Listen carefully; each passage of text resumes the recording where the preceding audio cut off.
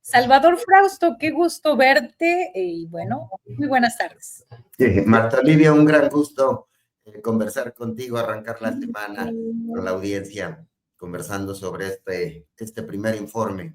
Este primer día histórico en muchos sentidos. Salvador Frausto, como ustedes saben, es periodista y actualmente director de investigaciones y asuntos especiales del Grupo Milenio.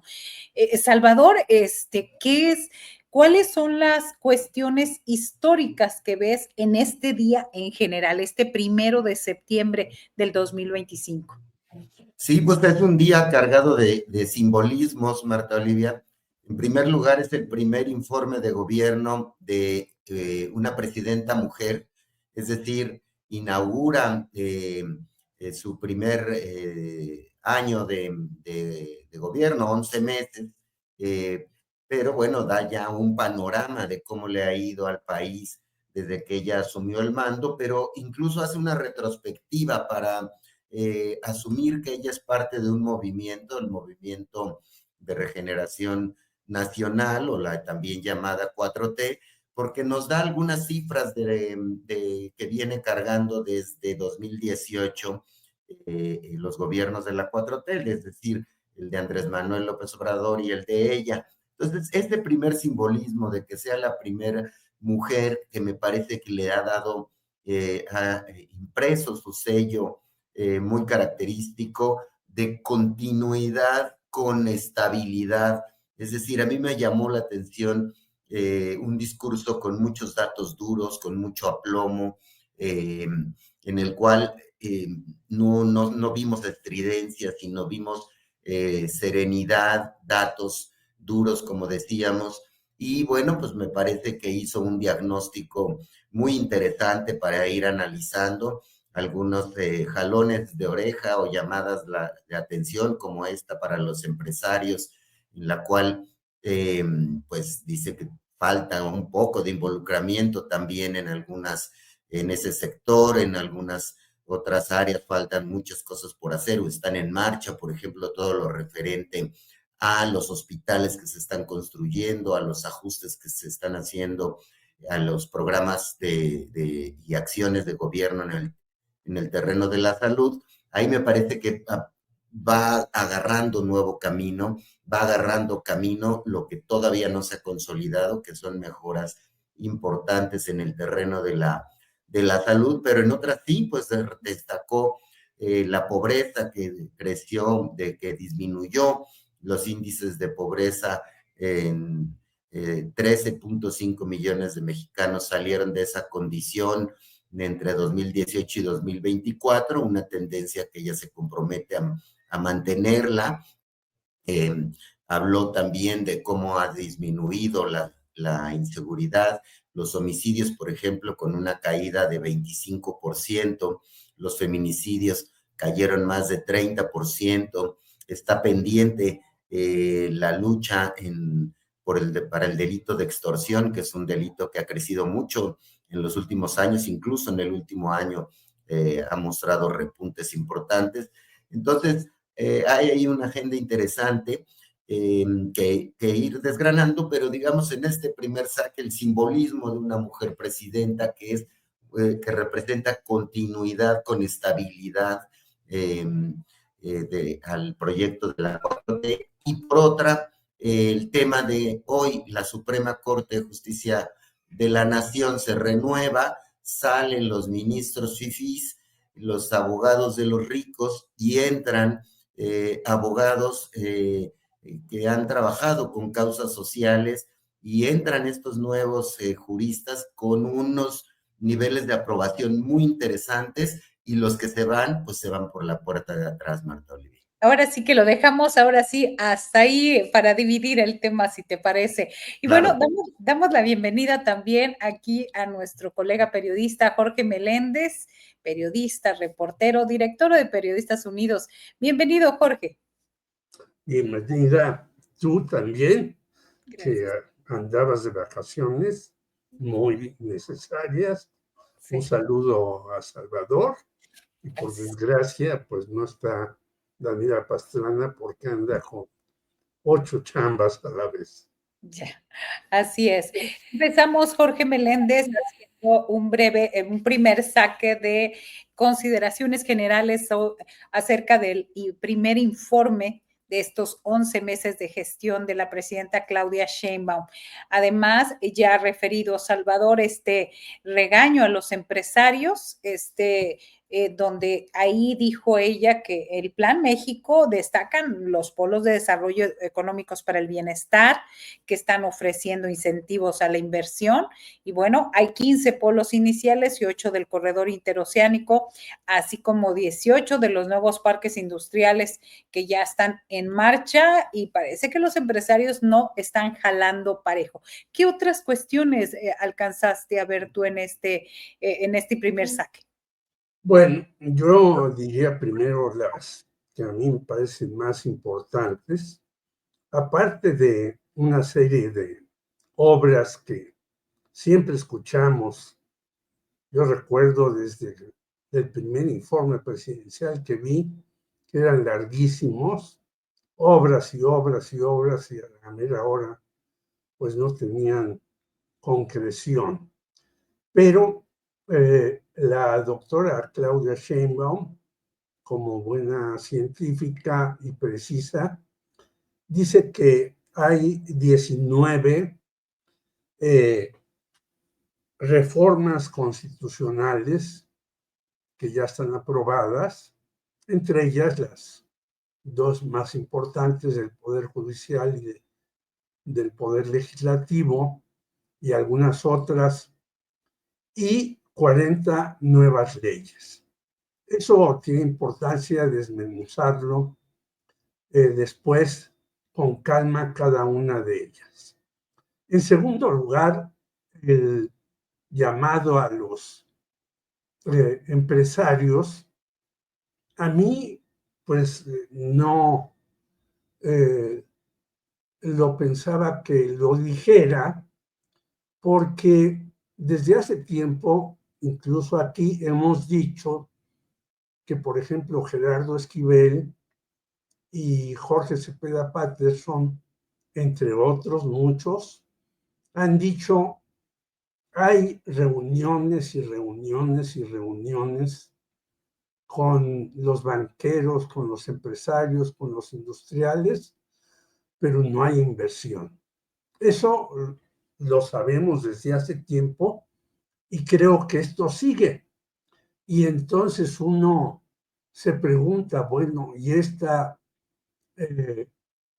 persona, Altagracia Gómez, que es la que lleva la reunión entre empresarios, inversores y la 4T, está haciendo su chamba o no? Porque, en efecto, la inversión extranjera ha llegado no solo para algunas nuevas empresas, sino hay mucha reinversión. Quiere decir que los empresarios extranjeros tienen más confianza en México que los nacionales. Y bueno, hay tres que son verdaderamente impresentables.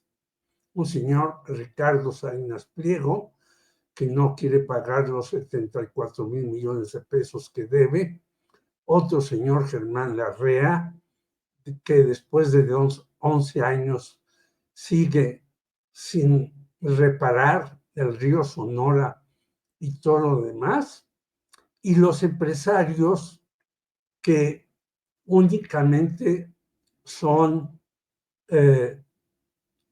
pues intermediarios entre empresas transnacionales y las empresas mexicanas. Y un tercer asunto que me parece muy importante es que al final la propia Claudia Sheinbaum nombra a una serie de personas a las cuales les agradece, mostrando que es un equipo el que lleva a cabo toda una serie de funciones. Ella es la capitana, desde luego, la entrenadora, la manejadora, pero tiene un equipo ahí.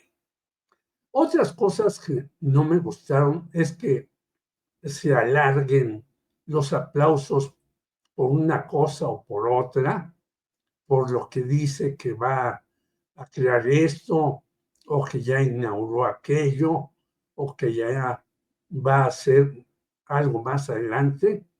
Y hay aplausos y aplausos y aplausos, algunos muy prolongados y otros sin sentido, y que estén todavía manejando partes de los hilos del poder, no solamente Ricardo Monreal y Adán Augusto, sino que vayamos a tener a este señor Sergio Gutiérrez Luna más tiempo en la Cámara de Diputados, junto con su esposa, la más conocida como Dato Protegido. Y finalmente, creo que la brevedad es una función necesaria para hacer las cosas bien y no alargarse en cuestiones que a veces no tienen mucho sentido. Así es. Gracias, Jorge Meléndez. Uno de los temas, no sé, Salvador, si quieras agregar algo que se haya pasado del informe para que podamos dar pie a el tema de la, pues ya, esta toma de posesión de esta nueva corte. Si tienes algo más que agregar para que se vayamos cerrando, ¿te parece? Sí, Marta Olivia. Pues me parece que estuve midiendo con las herramientas de inteligencia artificial el informe de las 8 de la mañana a la 1 de la tarde y me llamó poderosamente la atención la conversación digital, fue muy entusiasta. El 75% de los usuarios de redes sociales vieron con buenos ojos el discurso de Claudia Sheinbaum, solo el 25% mostró críticas. Esta nota, que les adelanto estos datos, va a salir en un ratito en la web de Milenio y en sus otras plataformas, y sin embargo suscitó una discusión alrededor del Poder Judicial y de la Suprema Corte de Justicia. Ahí se dividieron las opiniones, están más o menos 60% críticos de la Corte y del Poder Judicial en general, y 40% son apoyadores de esa conversación. Es decir, está todavía la Corte aprueba, digamos, celebran que se vayan los ministros salientes, se van ellos con un desprestigio de más del 60%, y los nuevos llegan con una aprobación de más del 60% también. Es decir, son lados distintos de la ecuación. Mientras unos generan entusiasmo, los otros se van entre rechiflas. Entonces, me parece que esta conversación va a estar prendiendo durante el día, porque como sabemos, en la tarde les van a entregar el bastón de mando en una especie de ceremonia que representa o que incluye a los pueblos originarios, a las tradiciones de algunos pueblos originarios, ante la llegada de un ministro presidente mixteco. Pero bueno, se unen estas dos conversaciones en redes sociales y fue bien vista la presidenta se le ve cada vez con mayor aplomo. Ahí mismo encontré ese tipo de expresiones. Por ejemplo, hablan de continuidad con estabilidad los usuarios de redes, de menos estridencia, más resultados. Este tipo de expresiones o de un discurso sereno, por ejemplo, me parece que están llamando la atención. Y como hemos visto en encuestas recientes, pues la popularidad de la presidenta está muy, muy alta. Incluso la gente que se identifica con Morena también se ha crecido muchísimo. Los que antes se consideraban independientes o no partidistas, ahora se están considerando morenistas. En cambio, cada vez hay menos ciudadanos identificados con el PRI y con el PAN, o incluso con este hashtag o este movimiento que se llama la resistencia, yo soy la resistencia. Por ejemplo, parece que se mueve entre los trending topics, pero sobre todo con comentarios negativos. Es decir, 70% de la gente critica a Yo Soy la Resistencia porque consideran que la oposición se está colgando del Poder Judicial para hacer labor política. Entonces, me parece que la oposición sigue caminando sin lentes puestos, sigue caminando en la oscuridad, extraviada, sin poder anotar un gol y llevarse algún punto a su favor. Sí están los dados muy cargados en la conversación entre los mexicanos hacia reprobar esa actitud beligerante, de regreso al pasado, de defensa de privilegios. No logran atinar un discurso interesante y sin embargo los datos duros del discurso de hoy pues fueron muy, muy importantes y muy claros en las áreas donde hubo avances. Gracias, Salvador Frausto.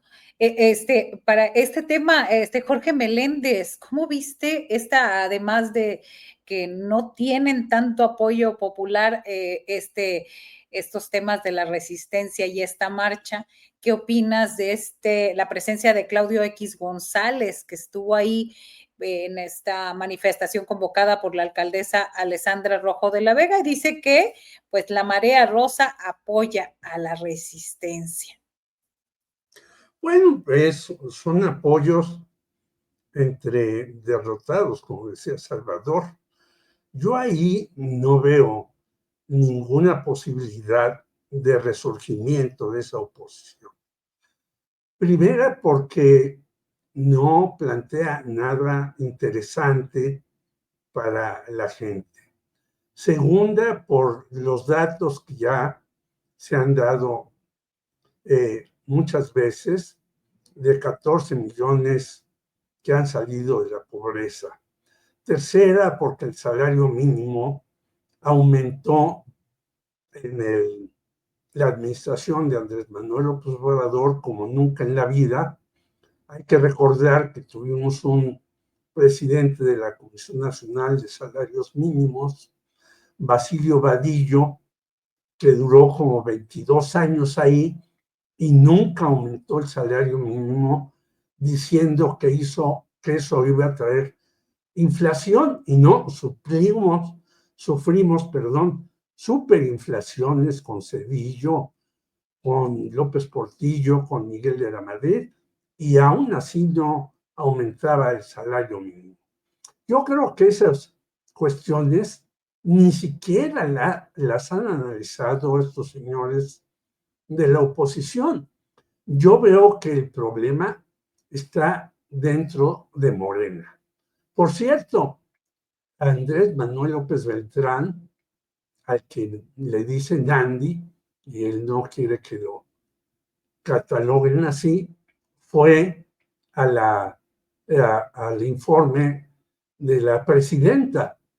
Pero resulta que en Morena, dentro de Morena, hay una situación casi de censura.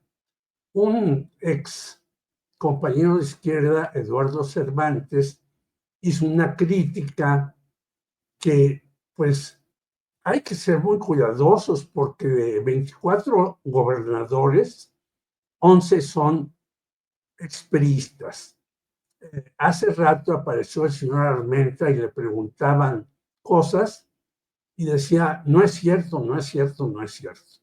Bueno, y este compañero Eduardo Cervantes decía, y también perdimos de 10 a 12 presidencias municipales importantes.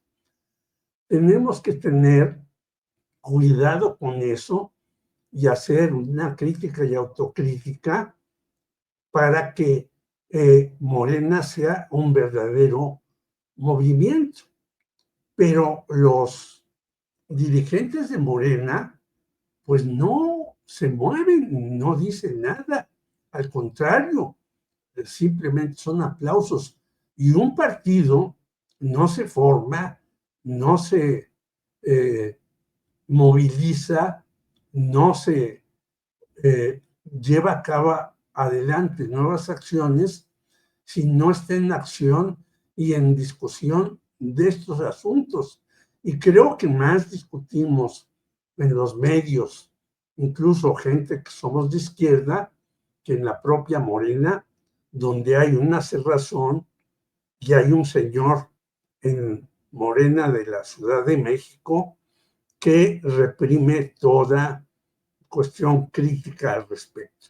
Eso es lo que hay que tener en cuenta porque puede traer resultados nefastos.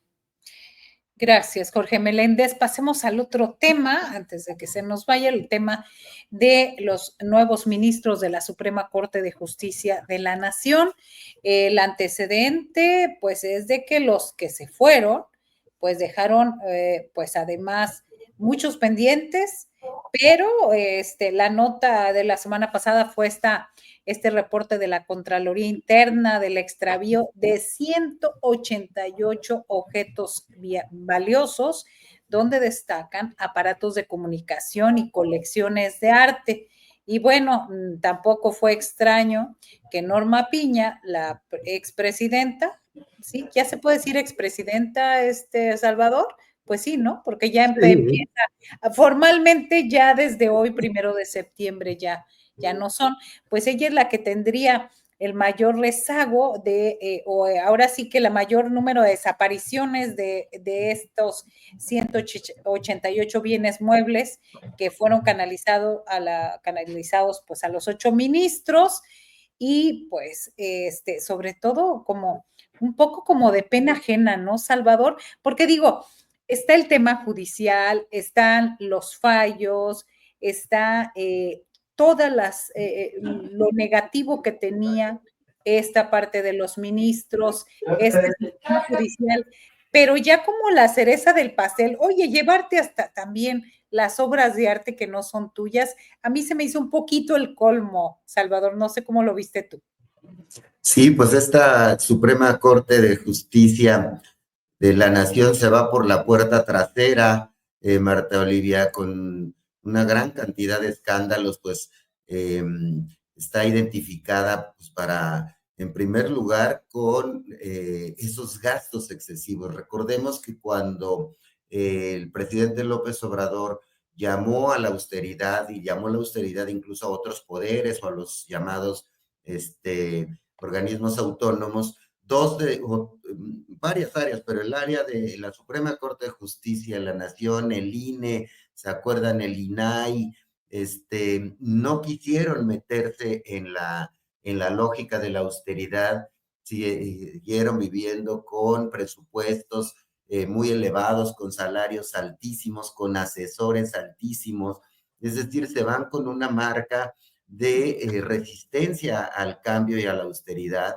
se van como quienes quisieron vivir abrazados a los oropeles del poder, al terciopelo de las sillas de la corte, y además con escándalos de nepotismo, con hijos y familiares metidos en esa Suprema Corte de Justicia de la Nación, con escándalos de corrupción, de abusos de autoridad, incluso de acoso sexual dentro de los pasillos del Poder Judicial.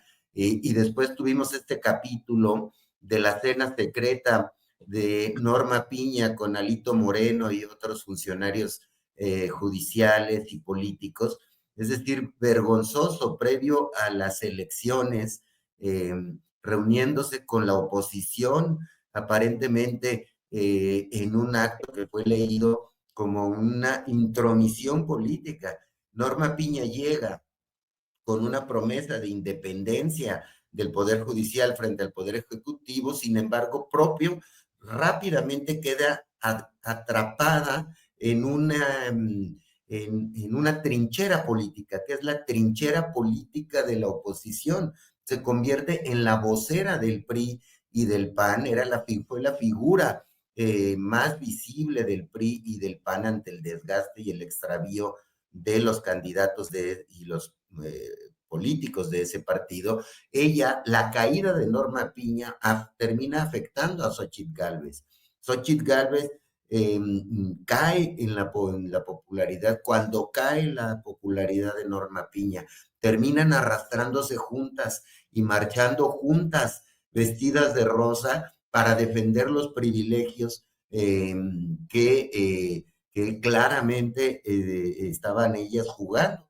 Entonces, me parece que este último episodio de las auditorías de la Contraloría Interna, publicadas por mi compañero Rivelino Rueda en las páginas de Milenio, también revelan, pues, cómo empiezan a revisar las oficinas y no encuentran obras de arte, no encuentran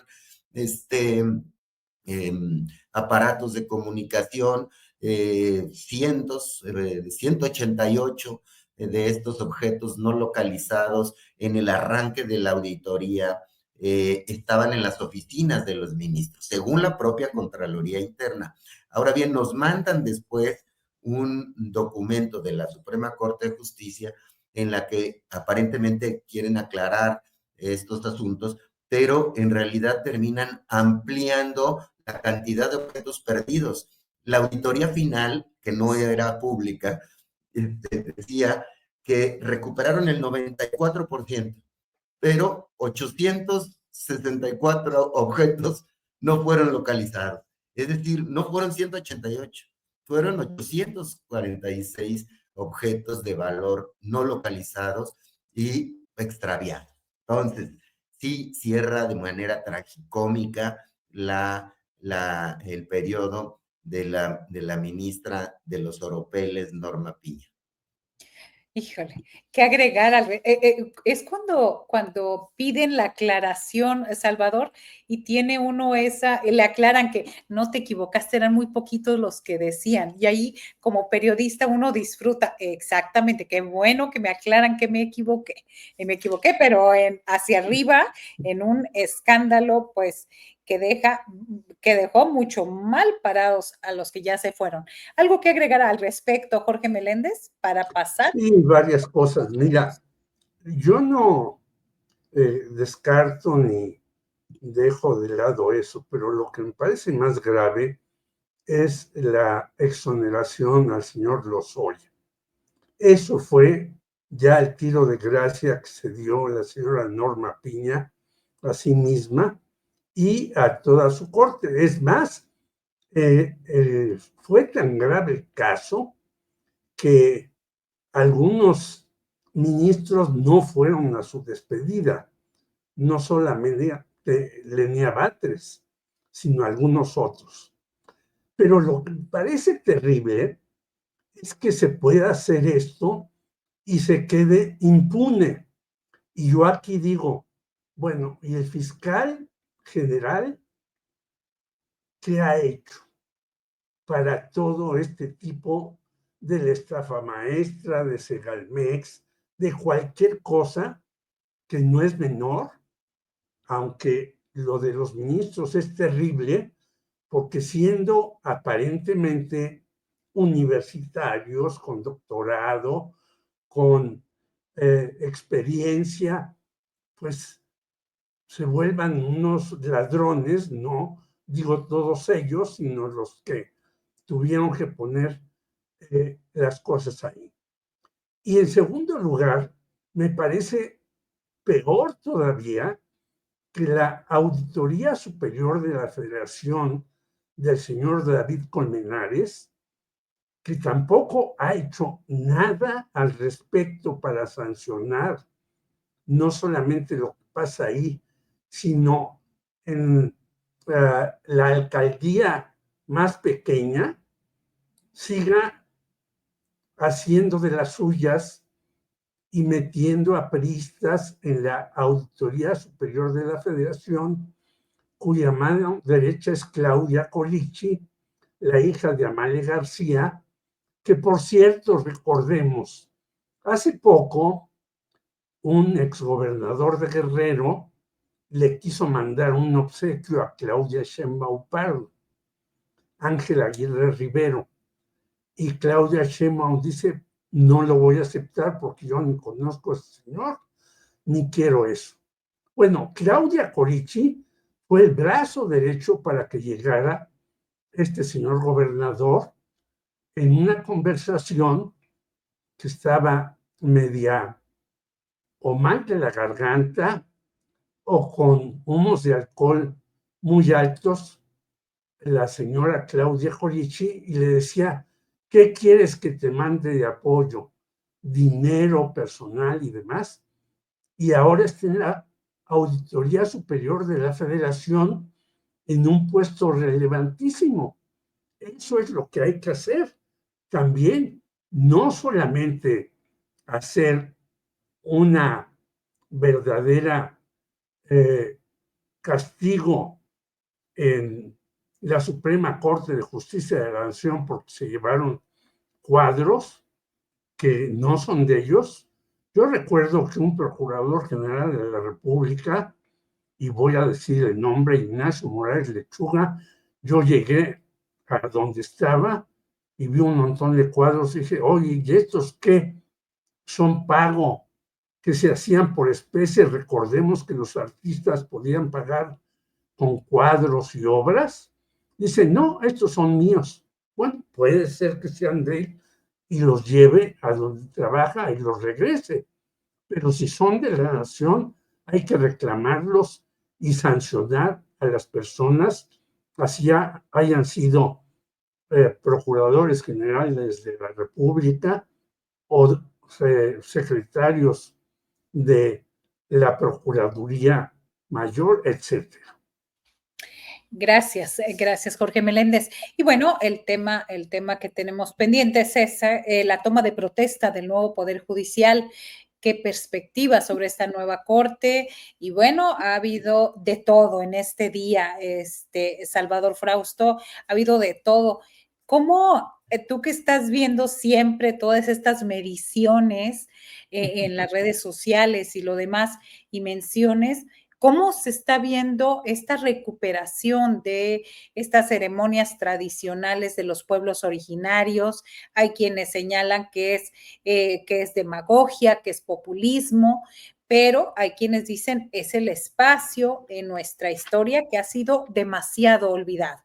¿Cómo vas viendo tú esta nueva corte en general y sobre todo las tomas de posesión, estas ceremonias en el día?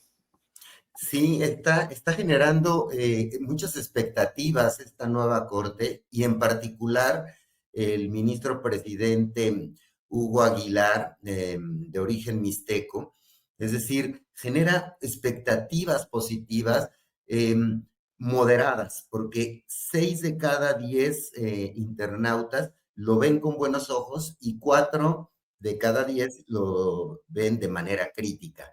En general, a los 9 ministros de esta nueva corte traen 64% de aprobación, es decir, es una aprobación interesante, pero moderada. Eso implica que tiene muchos retos enfrente esta nueva corte, todavía genera muchas dudas. Hoy hay un artículo muy interesante de Viri Ríos en Milenio sobre el salto al vacío de este nuevo Poder Judicial. Es decir, es algo tan nuevo.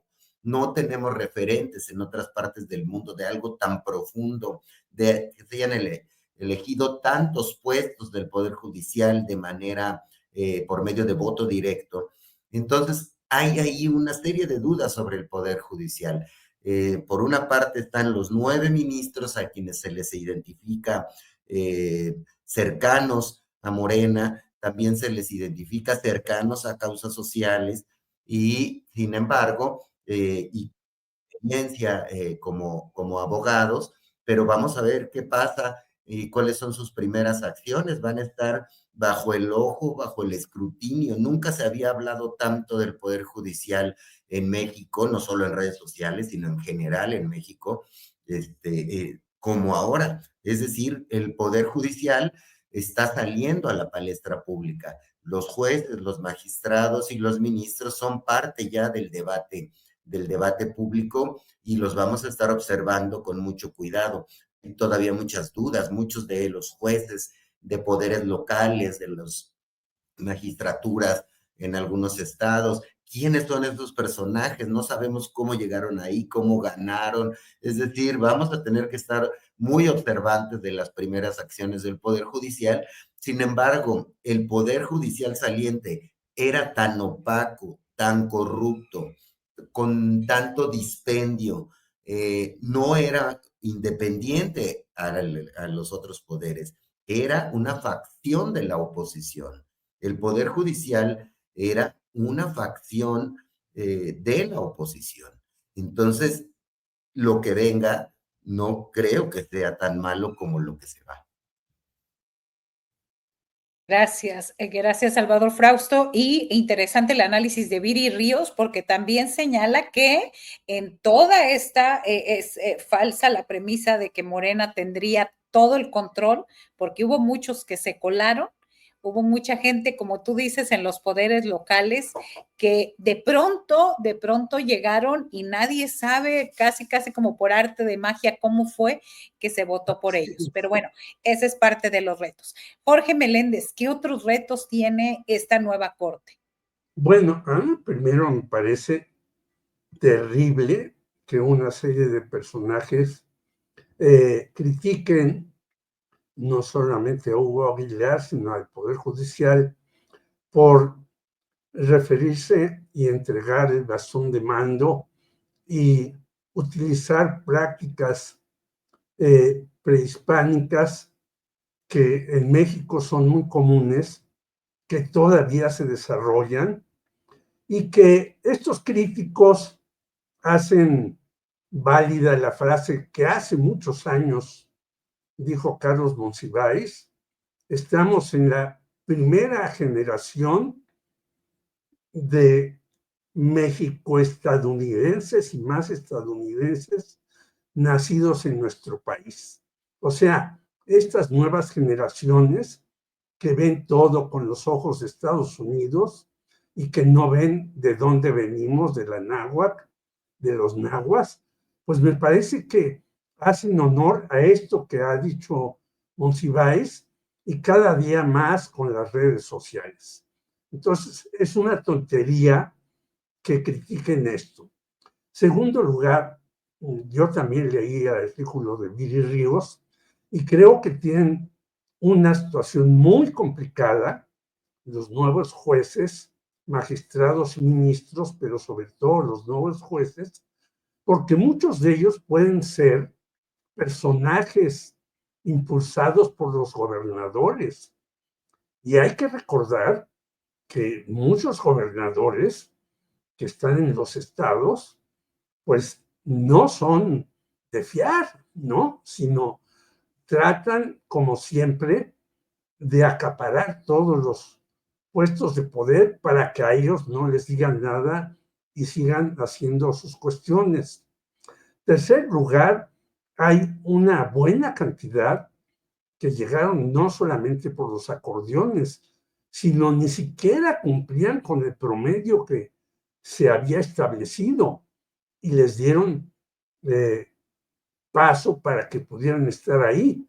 Yo creo que esta nueva corte tendría que utilizar parte del dinero, no que se utilizaba en lujos y comidas y viajes de la otra, en una serie de cursos para quienes tienen deficiencias en una serie de materias, no solamente nacionales, sino internacionales, y pudiera ir capacitándose esta corte para los nuevos tiempos que vamos a vivir, no solamente los actuales, que además tienen expedientes que son kilométricos a resolver en poco tiempo, sino la inteligencia artificial, los nuevos tiempos políticos de los aranceles o no, etcétera.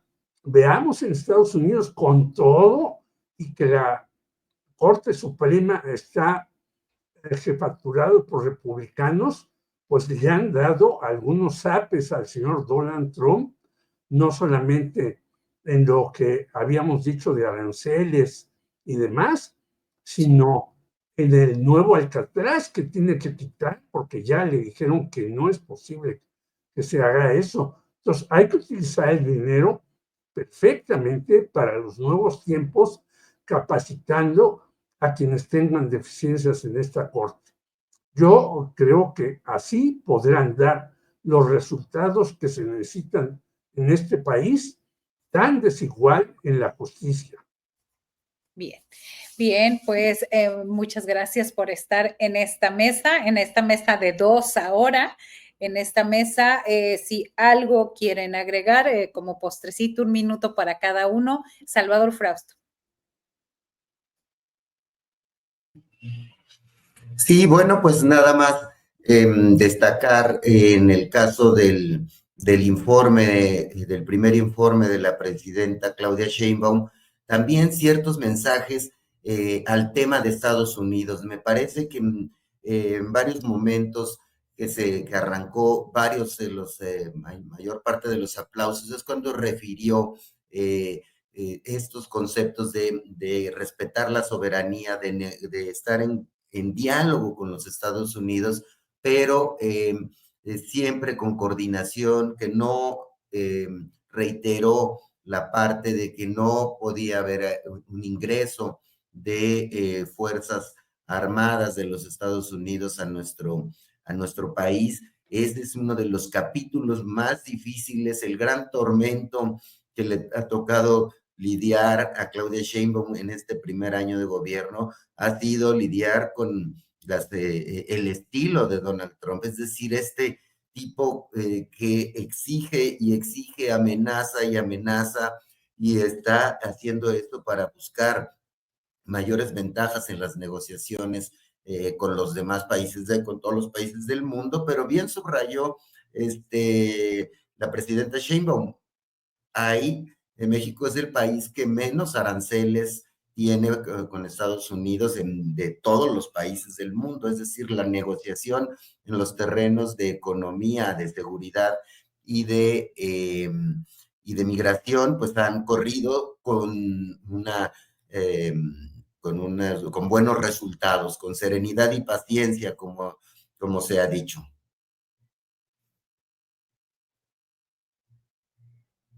Gracias, Salvador. Postrecito, Jorge Meléndez. Bueno, al decir que el presidente de Morena en la Ciudad de México es un señor Héctor Díaz Polanco, antropólogo, investigador, que ha demostrado que la academia a veces tampoco acepta el desafío de nuevas opiniones, y me parece gravísimo.